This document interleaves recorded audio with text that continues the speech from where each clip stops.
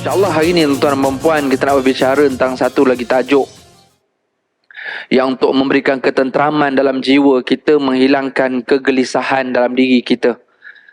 Kerana dalam tajuk-tajuk yang kita bincang menerusi kitab Don't Be Sad ataupun Jangan Bersedih, La Tahzan. Orang bersedih ni antara sebab orang tu jadi sedih, jadi stres, jadi tertekan, antaranya adalah kerana dosanya yang banyak. Maka di antara jalan keluar untuk keluar daripada kesedihan, secara tak langsung jalan keluar daripada dosa-dosa, hari ini kita nak berbicara tentang satu tajuk iaitu taubat. A'udzu billahi minasyaitonir rajim. Bismillahirrahmanirrahim. Alhamdulillahi rabbil alamin. Ar-Rahmanir Rahim. Maliki yaumiddin. Iyyaka na'budu wa iyyaka nasta'in. Ihdinas siratal mustaqim. Siratal ladzina an'amta 'alaihim ghairil maghdubi 'alaihim waladdallin.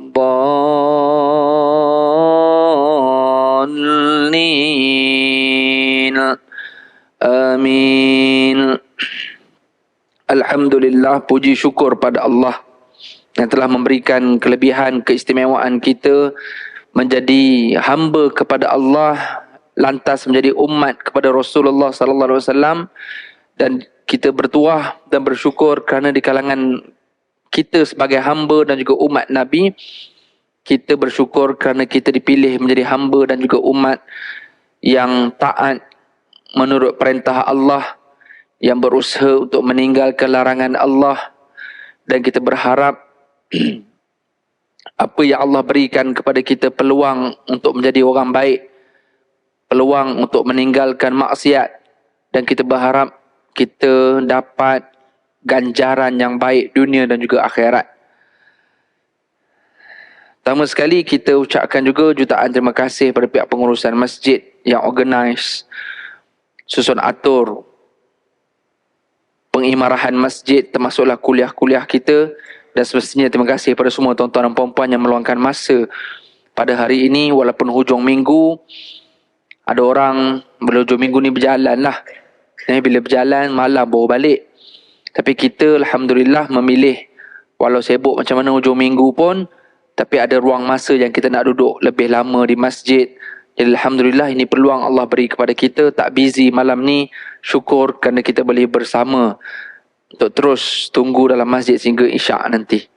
InsyaAllah hari ini tuan-tuan dan puan, kita nak berbicara tentang satu lagi tajuk yang untuk memberikan ketenteraman dalam jiwa kita, menghilangkan kegelisahan dalam diri kita. Kerana dalam tajuk-tajuk yang kita bincang menerusi kitab Don't Be Sad ataupun Jangan Bersedih, La Tahzan. Orang bersedih ni antara sebab orang tu jadi sedih, jadi stres, jadi tertekan, antaranya adalah kerana dosanya yang banyak.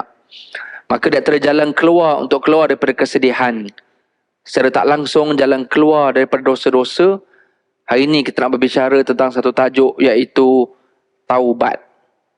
Yang arti kata yang mudah taubat ini iaitu berhenti daripada perkara buruk yang dia lakukan dan dia tidak ulang lagi. Stop dulu. Sebelum nak minta maaf pada Allah, yang namanya bertaubat, nak istighfar, nak mohon ampun pada Allah, pertama sekali dalam motivasi diri dia, mind setting orang yang nak minta maaf ini, dia mesti dah ada satu kata putus dalam diri dia yang saya tak nak buat lagi. Tuan-tuan puan sekalian, kita buat salah dengan orang, kita ulang lagi. Kita buat salah dengan orang tu, minta maaf, kita ulang lagi. Sebagai seorang manusia, kita yang manusia yang akal kita yang tak seberapa ni pun, kita boleh kenal orang yang betul-betul minta maaf dengan orang yang sekadar minta. Apatah lagi yang repetition, yang ulang-ulang-ulang. Kita tahu sikit muka dia ni, kita ada staff yang sikit buat mistake, minta maaf. Mistake, minta maaf. Kita nak ke simpan staff yang macam ni. Malah kita dah boleh tahu dah dia ni, Kang salah ni. Kita dah tahu jangan buat macam ni. Kang dia buat juga. Betul dia buat. Kita maafkan ke? Mungkin kita boleh maafkan. Tapi lama-lama kita dah boleh bajet dan kita dah tak nak terima orang macam ni. Ini kita yang akal cetek ni. Apatah lagi Allah yang maha alim, yang maha mengetahui kita. Memang betul orang yang berdosa Allah suruh segera minta ampun. Wasari'u ila maghfiratin min rabbikum wa jannatin 'arduha as-samawati wal ard u'iddat lil muttaqin. Segeralah kepada keampunan Tuhan kamu. Siapa yang buat silap minta ampun cepat-cepat. Allah bukan sekadar bagi keampunan, malah Allah akan bagi reward syurga yang luasnya seluas langit dan bumi. Bayang orang yang berdosa, yang buat silap, minta maaf, Allah bukan sekadar ampun, malah Allah bagi reward. Bayangkan pula kalau orang yang tak berdosa, minta maaf. Batu para nabi, orang-orang soleh, mereka tak berdosa, tuan. Khususnya para nabi lah, mereka tu maksum. Tidak ada dosa, peluang nak buat dosa pun tak ada. Tetapi mereka memohon maaf lebih banyak daripada orang-orang yang tidak maksum. Adakah mereka minta maaf sebab mereka salah? Tak. Kemaafan yang mereka minta tu adalah untuk menaikkan darjat mereka. Kemaafan yang mereka minta itu sebagai tanda terima kasih mereka pada Allah. Maka bukan kerana dosa dan kesilapan mereka. Mereka tidak ada dosa. Mereka tidak ada orang kata apa, maksiat yang mereka buat. Sebab tu mereka maksum, bebas daripada maksiat. Adapun kita yang berdosa semestinya kena minta ampun. Kenapa orang bertambah derita dengan tekanan-tekanan dalam hidup? Pertama, kerana dia tak perasan yang dia berdosa. Apatah lagi nak minta ampun atas dosa. Dalam hidupnya dia tidak bermuhasabah yang dia ada buat dosa. Sebab pada dia dosa ni minum arak, berzina, merompak, bunuh orang, itu dosa. Adapun dalam hidup kita terlalu banyak dosa yang ada, yang kita perasan atau tak perasan, sengaja atau tak sengaja. Maka bagi orang yang selalu minta ampun pada Allah, apatah lagi yang berhenti daripada dosa yang dia buat, dan minta ampun banyak kali, dah tak buat pun, minta ampun, minta ampun, minta ampun. Maka orang macam ni diberikan keampunan, dan di antara cara-cara diberi keampunan itu adalah dengan diberikan ketenangan dalam dirinya. Jadi orang yang tak tenang ni, salah satu sebabnya adalah kerana dosa, dan dosanya belum diampunkan. Tak tenang. Macam kita buat silap dengan orang, selagi tak sembang betul-betul dengan dia, tak terangkan balik betul-betul, bos pun tak respon lagi apa surat tunjuk sebab kita jadi tak tenang, tuan-tuan. Jadi bila kita dah dapat jawapan, dah boleh selotok balik, cakap elok-elok, kemudiannya kita negotiation balik, berbincang dan sebagainya, akhirnya kita dapat keputusan, okey, ini kita bagi last warning, kita lega sikit bila kita dah dapat respon. Jadi gitulah kehidupan kita, tuan-tuan dan puan sekalian. Kita kena menyedari dosa-dosa kita. Nabi SAW kalau dia minta ampun kepada Allah, Allahumma ghfirli ma qaddamtu wa ma akhartu. Ya Allah, aku minta ampun ma qaddamtu wa ma akhartu, dosa-dosa aku yang terbaru dan dosa-dosa aku yang terdahulu. Bila masa Nabi ada dosa yang terbaru, yang latest, apatah lagi dosa-dosa yang dulu. Bila masa Nabi ada dosa-dosa lampau, wa ma asrartu wa ma a'lantu, Nabi minta, ya Allah ampunkan dosa aku, apa yang aku buat senyap-senyap yang orang tak nampak. Wa ma a'lantu, aku minta ampun kepadamu daripada dosa-dosa yang aku buat terang-terang yang orang nampak. Ni Nabi minta ampun, luar biasa. Ma asrartu wa ma a'lantu wa ma asraftu, ya Allah aku minta ampun daripada dosa-dosa yang asraftu, aku tak sengaja. Kadang-kadang kita tak sengaja buat, tuan. Kita balik pakai selipar orang, kita yang confident tu selipar kita.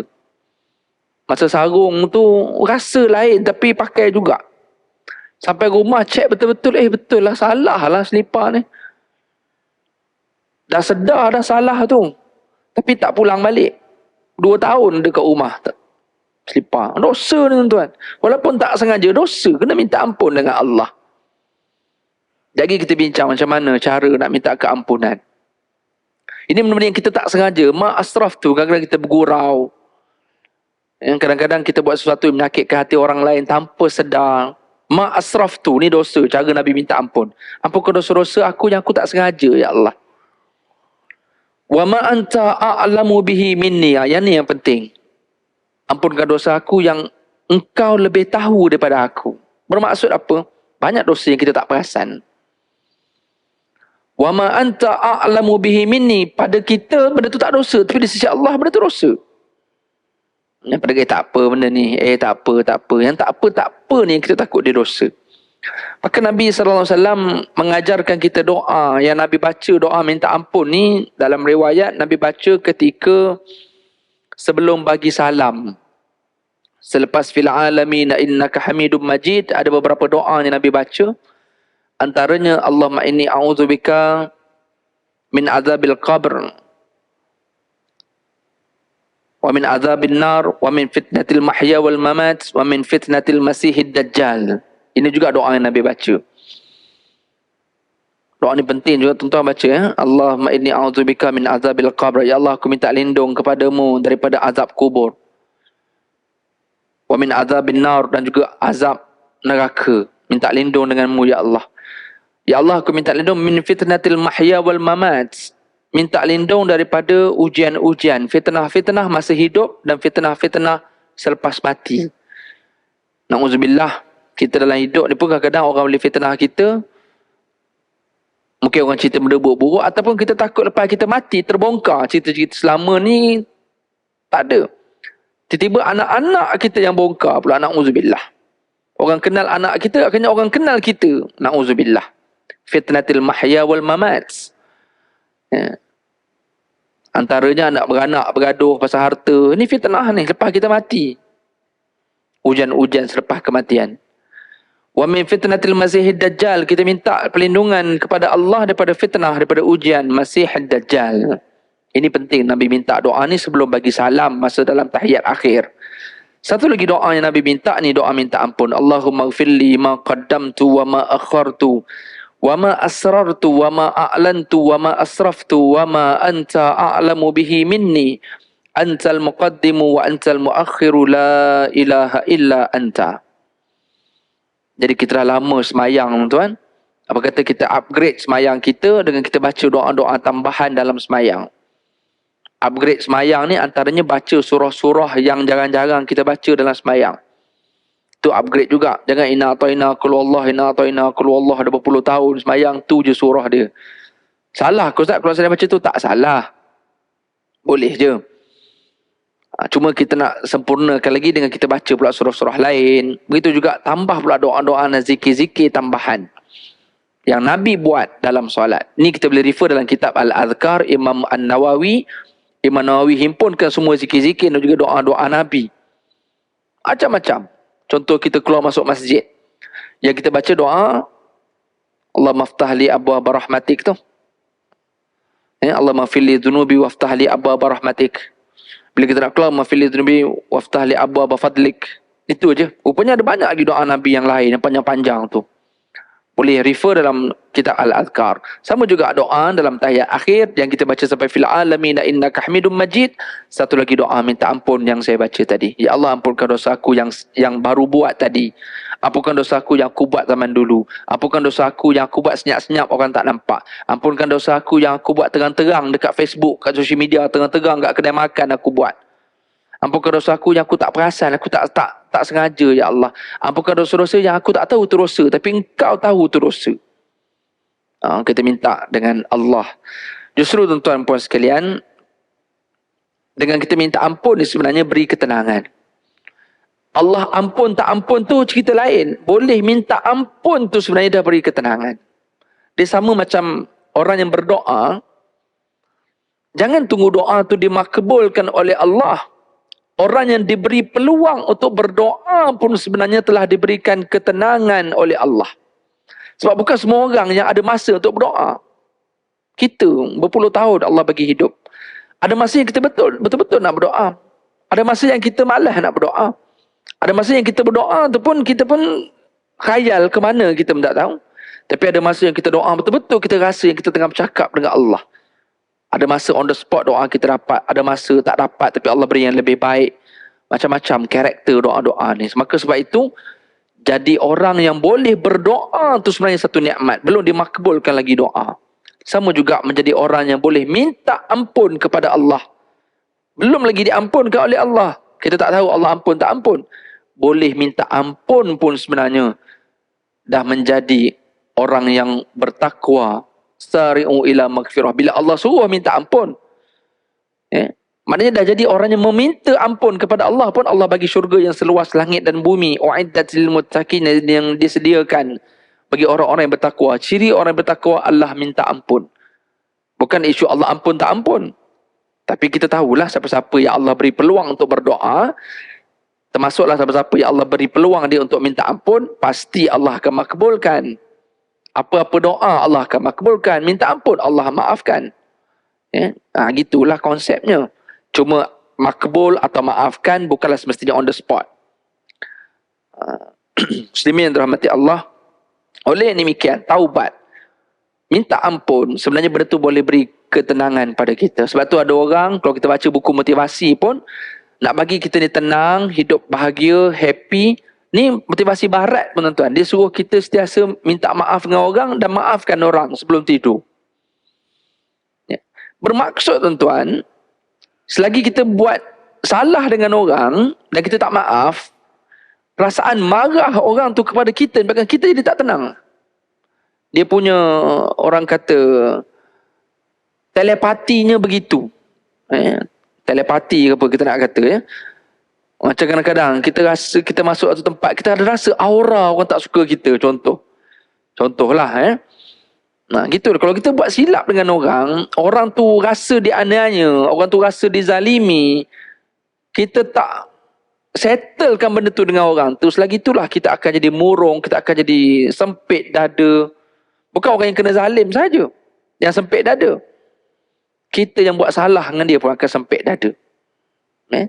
Tak termasuk lagi kalau orang tu doa pula disebabkan dia dizalimi, dia doa pula dengan Allah supaya Allah balas buruk kepada dia. Lagi teruklah kita yang buat salah pada orang.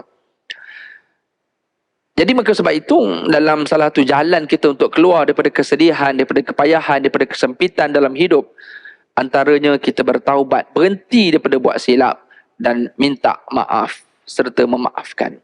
Muslimin yang dirahmati Allah, taubat yang bermaksud berhenti daripada segala dosa dan kesilapan itu merupakan kewajipan. Jadi orang yang beriman, taubat ni wajib. Kalau kemaksiatan, dosa tu buat dengan Allah, tak ada kaitan dengan manusia, maka nak bertaubat itu ada 3 cara lah. Yang pertama, dia kena berhenti terus daripada kemaksiatan. Contoh, ada orang dia berjudi. Dia tahu judi itu haram. Tak apa. Kalau kita menang, duit kita sedekah. Sedekah tu Allah terima ke? Allah tak terima selagi dia tak berhenti judi dia tu. Sedekah tu bukan level dia mohon ampun sebab dosa judi tu.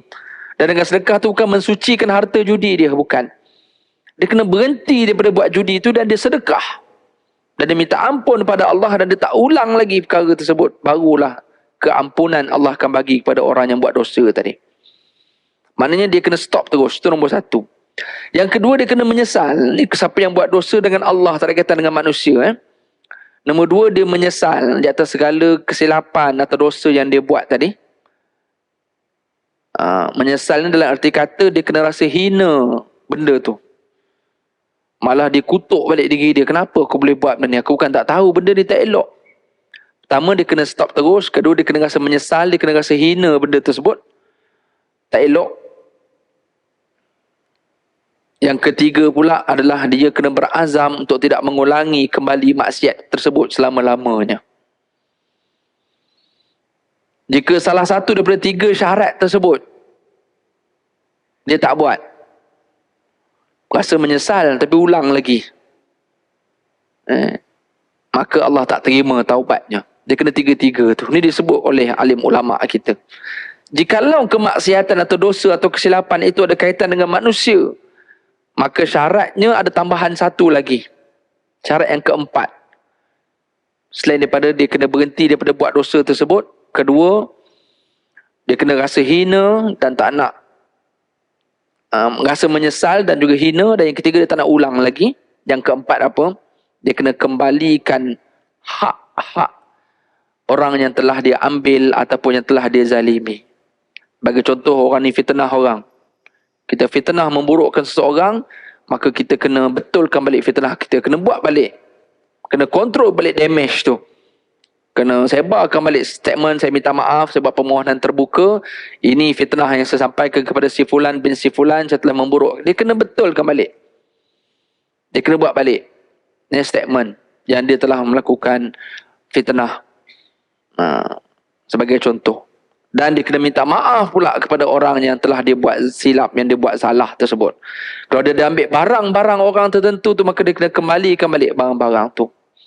Siapa yang ada zaman-zaman lampaunya yang dah buat benda macam ni, yang dia tak jumpa dah orang-orang macam tu, walaupun dia berazam untuk nak jumpa orang tu, nak minta maaf, memang kita tak tenang sebenarnya. Bila kita dah jadi orang masjid, dah boleh semaya, bangun malam, teringat ada dosa kita pernah buat dengan orang ni, rasa menyesal. Dah menyesal, Alhamdulillah. Dah minta ampun dengan Allah dah banyak kali dah. Tapi tak dapat lagi nak berdepan dan nak minta ampun dengan orang ni. Dia rasa tak tenang.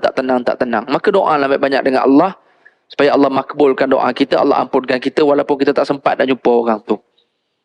Okey? Tapi seandainya kita berusaha, insya-Allah, sosial media kita yang ada ni, antara kebaikan sosial media adalah ramai orang yang terputus hubungan 40 tahun.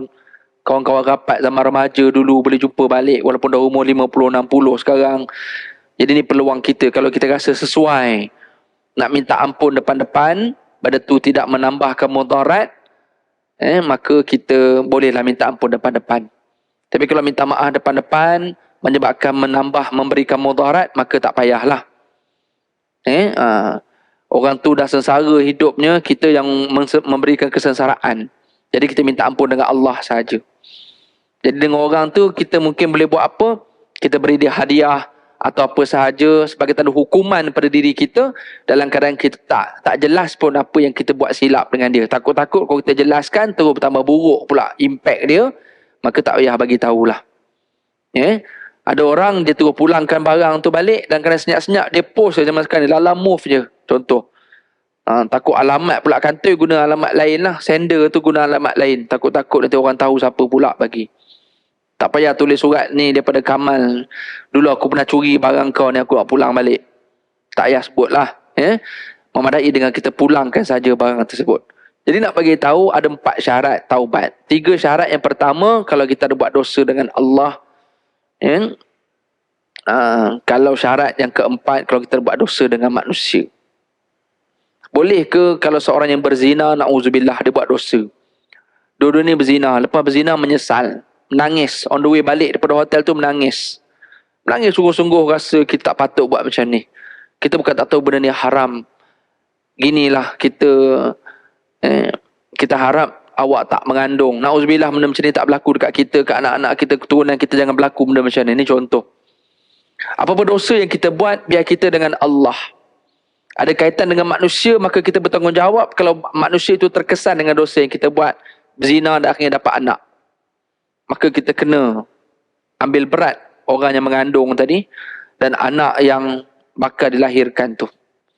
Ini maknanya kita kena jaga hak orang tu. Tak boleh buang begitu saja. Tapi kalau dia takdirkan dia tak beranak, Alhamdulillah. Bukan Alhamdulillah lega pula berzina tak beranak. Maksudnya kesannya taklah lebih teruk. Maka sekurang-kurangnya dua-dua bertaubat dan dua-dua tidak mau mengulangi kesilapan, dan dua-dua betul-betul diamkan berita ni, jangan sebar dekat siapa-siapa. Diam-diam sudah. Mana-mana kesilapan-kesilapan yang lepas, kalau boleh kita diam-diam sudah, tak payah cerita banyak-banyak. Sebab kalau ulil amri, pemerintah mengetahuinya, macam kita mungkin pihak berkuasa mengetahuinya, maka orang itu berhak dia dakwa dan dijatuhkan hukuman. Tapi kalau dia diam-diam, mana yang dia boleh pulangkan, dia pulangkanlah. Contoh yang pernah rompak bank, senyap-senyap dia pulangkan balik duit dekat bank, dia letak, dia diam balik kat tepi kaunter sebagai contoh. Contohnya mengaku pula saya rompak masuk penjara nanti. Senyap-senyap saja. Begitu juga dengan manusia-manusia yang lain. Gitulah. Jadi macam kes zina sebagainya, maka dia putus hubungan dengan dua-dua bertaubat, dua-dua cari jalan pulang. Tak payah cerita dengan orang. Tak payah nak buat confession dan sebagainya, pengakuan-pengakuan. Walaupun dah berhijrah, nak cerita zaman-zaman lampau, zaman jahiliah saja begini. Tak payah. Sebab kita takut benda-benda macam tu boleh ada orang ambil take action secara legal dan tak pasal-pasal kita ni. Jadi mana dosa-dosa yang kita buat, kita sembunyikan dosa-dosa biar kita dengan Allah. Kalau berkaitan dengan manusia, maka kena kembalikan hak manusia itu. Kalau kita perlu bagi tahu direct, kenapa kita buat balik, nak balas balik, kenapa nak perbetulkan kebaikan. Kalau kita terangkan benda itu tidak memberi mudarat, maka boleh terangkan. Kalau datangkan mudarat, maka tak payah terangkan. Memadai dengan kita buat baik dan juga minta maaf.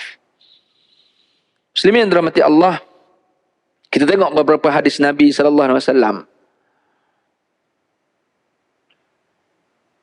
Dalam hadis riwayat Bukhari, Abu Hurairah pernah meriwayatkan, aku mendengar Rasulullah bersabda, demi Allah sesungguhnya saya ini Nabi lah, aku ni memohon keampunan kepada Allah dan bertaubat kepadanya dalam sehari lebih dari 70 kali.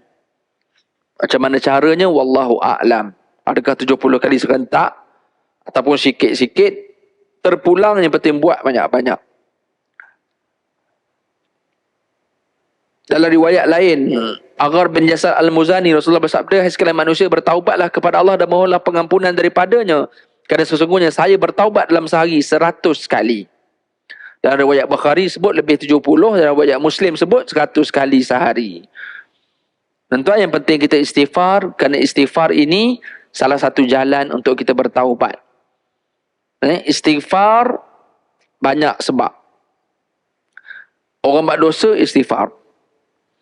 Orang yang tak buat dosa, istighfar ini disebabkan Allah ampun dosa dia, maka Allah boleh makbulkan doa. Sebab tu siapa yang istighfar, doa dia mudah makbul. Tambah pula yang istighfar banyak-banyak. Tapi dia berhenti buat dosa lah. Jangan istighfar 1000 kali, dosa pun buat. Tak boleh. Dia kena berhenti daripada dosa.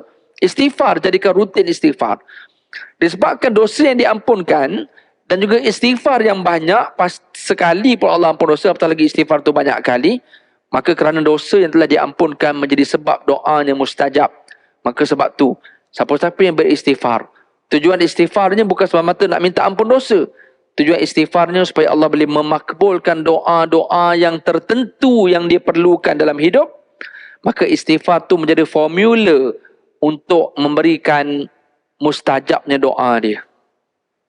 Dan Allah sebutkan tentang kekuatan kelebihan istighfar, antaranya dalam surah Nuh ayat yang ke-10 hingga 12. Faqultu astaghfiru rabbakum innahu kana ghaffara yursilis samaa'a 'alaikum midrara wa yumdidkum bi amwali wa banin wa yaj'al lakum jannatin wa yaj'al lakum anhara. Cerita Nabi Nuh dengan kaum dia. Kaum Nabi Nuh ni, tuan-tuan, dalam banyak-banyak sejarah umat-umat, antara kaum yang sombong, yang kalau bahasa kita sekarang yang gila punya sombong, antaranya kaum Nabi Nuh. Sebab apa dia sombong? Sebab dia ada banyak kelebihan. Zaman Nabi Adam dah hebat dah. Generasi yang lepas Nabi Adam turun, anak-anaknya dah hebat-hebat dah. Yang hebat pertanian, yang hebat peternakan. Mana bidang-bidang agriculture ke, semua-semua ni lah. Zaman Nabi Adam lagi, keturunan zaman Nabi Adam tu dah hebat-hebat dah. Zaman Nabi Idris lagi lah, dah start boleh pandai menulis, teknologi dah start ada zaman Nabi Idris. Zaman Nabi Nuh, tuan-tuan, lagi hebat lah. Lepas tu bila Nabi Nuh bina kapal, kaum dia boleh kutuk. Apa bina kapal? Maknanya satu benda yang tak impress bagi kaum dia. Maknanya orang lain boleh buat benda yang hebat lagi daripada tu. Dah lah bina kapal atas bukit, apalah kau ni Nuh. Maknanya punya sombongnya sebab dia orang ada teknologi dan dia orang ada kemampuan yang lebih hebat daripada tu. Jadi sombongnya orang ni sebab satunya mungkin sebab jawatan, sebab kelebihan, sebab macam-macam nikmat. Kesombongan ni biasanya dengan sebab nikmat yang banyak. Maka atas dasar tu, kesombongan ini menyebabkan jadi dosa dan Nabi Nuh minta kaum dia minta ampun banyak-banyak dengan Allah. Tak lama lagi banjir besar ni. Nak kutuk-kutuklah banjir datang ni. Banjir tu sebesar gunung. Dia punya ombak tu sebesar gunung. Gunung ditenggelamkan. Mana ada jumpa dalam mana peristiwa tuan yang tenggelam gunung. Tsunami yang punya hebat, yang habis satu Aceh itu pun, gunung tak tenggelam lagi masa tu. Yang siapa yang pergi Aceh yang boleh tengok kapal besar dekat darat tu. Berapa puluh meter kan pergi dia tu. Kelajuan air yang masuk tu berapa ratus kilometer sejam. Tak silap 700 ke 800 kilometer sejam. Lajunya air pergi tu. Itu baru tsunami Aceh 2004. Tak tahu macam mana banjir Nabi Nuh dulu. Jadi sombongnya mereka tu, Nabi Nuh minta ampun lah betul-betul. Allah Maha Pengampun. Maknanya orang yang punya sombong, yang jahat macam ni pun, Allah boleh ampun dosa kalau dia minta ampun. Tapi malangnya mereka tak nak minta lah. Oleh kerana mereka rasa hebat sangat, maka kenapa Allah bagi banjir? Tak macam kaum lain, Allah matikan dekat situ je. Ni Allah bagi terus, biar hancur, biar satu dunia ni biar hilang terus. Sebab apa? Sebab Allah nak reset balik. Ilmu yang tengah banyak ni, maka Allah nak hilangkan balik ilmu-ilmu, semua kepandaian, kemampuan, teknologi yang ada semua menyebabkan orang jadi sombong ni, maka Allah reset balik. Akhirnya mula legasi yang baru 70 orang yang naik atas kapal itulah yang bina balik kehidupan baru manusia. Sehinggalah keturunan kita hari ni. Nak beritahu tuan-tuan, sombong ni antara sebab juga boleh berdosa. Minta ampun pun Allah boleh ampun dosa. Tapi malangnya orang yang sombong susah nak minta ampun. Ini juga di antara sebab kenapa orang jadi stres, jadi sempit hidup, jadi tak tenang, antara sebab kesombongan dalam diri. Maka sebab tu kena low profile. Sebab tu kena banyak merendah diri. Sebab tu kena banyak datang masjid. Datang masjid ni sebenarnya boleh hilangkan kesombongan sebenarnya. Sebab kadang-kadang kita rasa kita bagus, kita hebat. Kita datang rupanya ada orang lagi bagus daripada kita. Contoh. Kita rasa kita dah semayang awal waktu dah. Contoh kita pergi KLCC lah. Kita rasa KLCC ni kira lah benda yang hebat lah Pergi pavilion ke hebat lah ni. Siapa yang duduk di Lembah Kelang, Metropolitan ni, landmark Malaysia. Pergi KLCC, pergi pavilion KL, Bukit Bintang. Orang kata ni tempat-tempat lara Ustaz. Tak kisah nak kata macam tu. Pergilah, tak ada masalah pergi tu. Jadi kita ni walaupun pergi tempat-tempat macam tu, kita nak juga semayang. Kita rasa at least aku jaga semayang. Kita pergi-pergi masjid surau dah penuh dah. Kita rasa kita dah betul dah. Pergi awal, rupanya ada orang lagi awal daripada kita. Yang lagi awal tu pula yang tak adalah muka masjid sangat pun. Kita hari-hari jadi jemaah masjid ni pun rasa dah cepat dah sampai orang dah rokok dah rupanya. Semua muka-muka orang muda-muda, keseluar jin, pakai baju printed, ada macam-macam gambar. Tapi dia sebenarnya lagi awal pula pada kita. Ada yang kadang-kadang tak azan lagi, dah tunggu macam tu. Jadi ni yang menyebabkan kita boleh hilang kesombongan dalam diri. Datang masjid. Kita rasa kita kaya. Parking kereta dah sedap dah. Tiba-tiba sebelah tu orang tu parking lagi hebat daripada kita. Keretanya. Dapat tahu pula rupanya lambat keretanya ke rumah. Lagi kita rasa Allah aku tak ada apa-apa. Kita rasa kita bersedekah banyak, rupanya ada orang sedekah lagi banyak. Ni maksudnya datang masjid, datang tempat-tempat orang baik-baik, akhirnya boleh menghilangkan kesombongan kita. Tuan-tuan rahmati Allah sekalian. Cerita pasal istighfar yang Nabi SAW sebut tadi dalam hadis riwayat Bukhari dan juga Muslim. Istighfar banyak-banyak tu bukan sekadar Allah ampun dosa. Istighfar sekali pun Allah boleh ampun dosa. Tapi nak bagi tahu, bila istighfar banyak, disebabkan keampunan dosa itulah menyebabkan banyak lagi pilihan-pilihan doa-doa kita jadi makbul. Sebab kalau kita bincang kenapa doa tak makbul, kerana dosa-dosa yang dibuat dan tidak diampunkan. Yang tersebab doa tu terhalang, iaitu kerana dosa yang belum diampunkan. Maka sebab tu kita rasa kenapalah aku jadi stres, aku jadi tu, jadi ni. Maka kita kena cari mana silap aku. Sebab tu orang yang stres, dia tak boleh duduk seorang-seorang. Dia lagi kena keluar. Dengan dia keluar, dia tengok orang, tengok situasi apa yang berlaku keliling. Daripada situlah lagi banyak dia boleh dapat jawapan. Apatah lagi kalau dia berani nak minta nasihat. Saya tengah ada masalah, saya begini-begini, boleh tak nasihatkan saya, contoh. Tapi malangnya ada orang yang bila dia stres, dia sempit dadanya, dia memilih untuk menyendiri. Maka ketika tu jadi penasihat adalah syaitan lah. Itu masalah dia. Maka menambahkan lagi dia punya anxiety dan juga depression dia. Maka don't be sad, la tahzan. Jangan bersedih. Antaranya dengan minta ampun banyak-banyak dan bertaubat banyak-banyak, insya-Allah itu juga salah satu jalan. jalan yang mana Allah SWT boleh melapangkan dada kita dengan sebab minta ampun tadi. Ada satu hadis lagi tuan-tuan, ni interesting hadis ni. Daripada Abu Hamzah, iaitu Anas bin Malik. Gelarannya Abu Hamzah.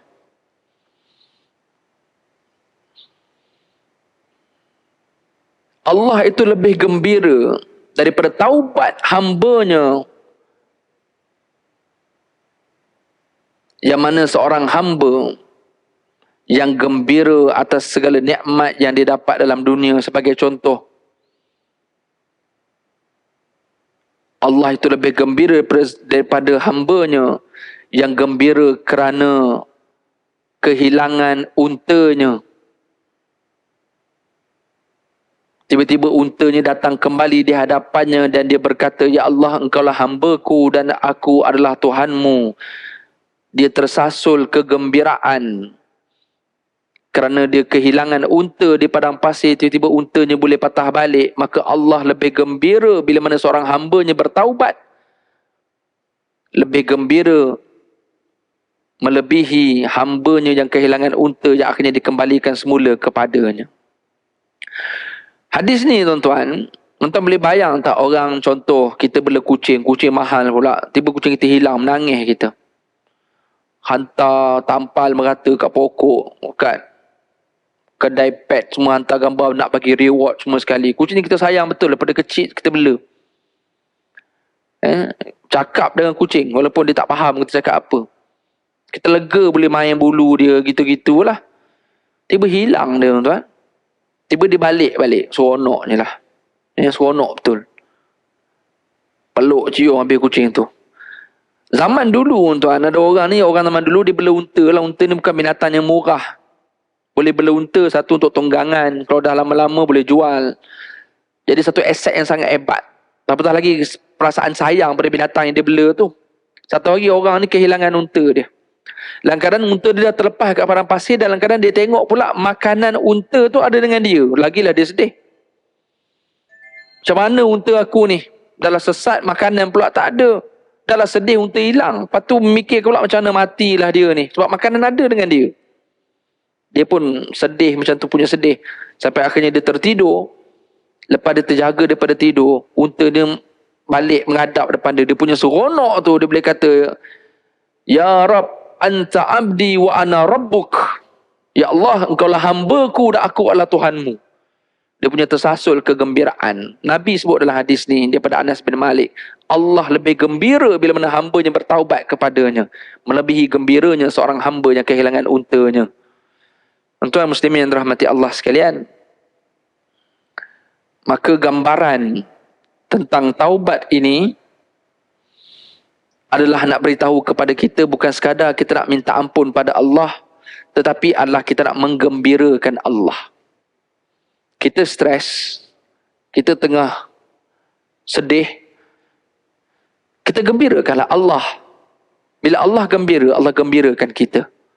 Jadi nak gembirakan Allah, salah satu caranya adalah minta ampun dan bertaubat kepada Allah. Allah excited bila tengok ada hambanya yang berdosa, minta ampun pada Allah. Kita semua ada anak tuan-tuan. Kita tahu anak kita buat mistake dengan kita macam-macam, buat salah. Tapi kita punya rasa touching kalau ada anak yang buat salah tu, datang jumpa kita, "Abah," sambil dia sengih-sengih depan muka kita, "Tadi sebenarnya abang dia buat salah tadi." Kita kalau dah tahu kesalahan tu, anak minta maaf pun kita lega. Apatah lagi kita tak tahu kesalahan tu, tiba anak mengaku salah. Seronok tak tuan? Dan dia buat baik pula lepas tu kepada kita. Dia tolong kita apa semua. Kita akan bagi reward pada anak tu. Seronok, happy kita. Yang kita tak happy ni orang yang buat salah depan-depan, tak nak mengaku salah. Maka Allah tak happy lah. Dia tahu hamba dia berdosa, tak nak minta ampun pada Allah. Maka dengan dosa dia buatkan maka hati dia gelap, hidupnya jadi sempit, dadanya jadi sempit, tidak tenang hidup. Apatah lagi tak minta ampun lagi, maka lagi sempit, lagi rosak hidup dia. Maka gembirakan Allah dengan cara kita minta ampun kepada Allah. Maka Allah lebih gembira daripada seorang hambanya yang kehilangan unta di padang pasir. Justru tuan-tuan yang dirahmati Allah sekalian, sebagai kesimpulan pada malam ni,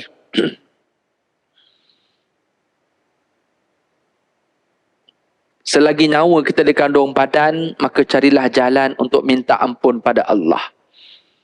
Allah tidak melihat di mana kita bermula, sejarah silam kita yang lepas, siapa kita yang dulu Allah terima kat aku. Kita nak pergi umrah, nak pergi haji, takut nak menghadap Allah depan Kaabah, takut Allah azab kita. Allah tak pandang kita sebelum.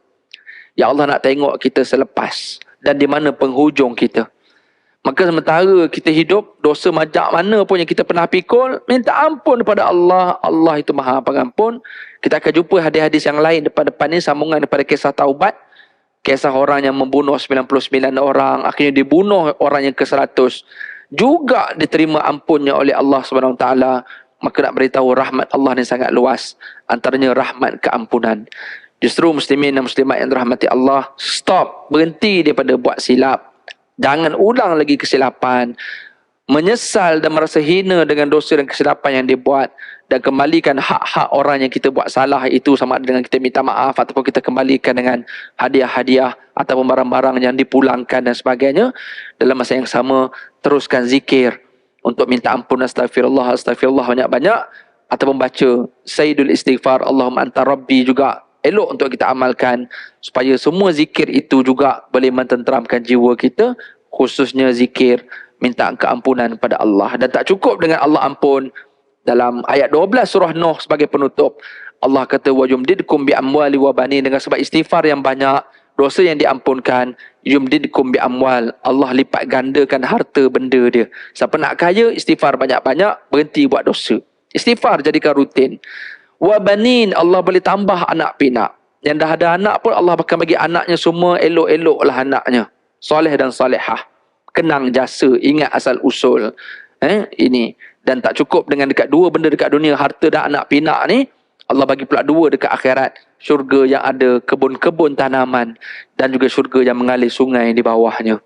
Jadi kita berharap dengan istighfar, dengan taubat itu, berhenti daripada dosa, maksiat yang ada dalam hidup kita, insya-Allah Allah beri kebahagiaan dan ketenangan di sebalik kesulitan dan kepayahan kita, insya-Allah.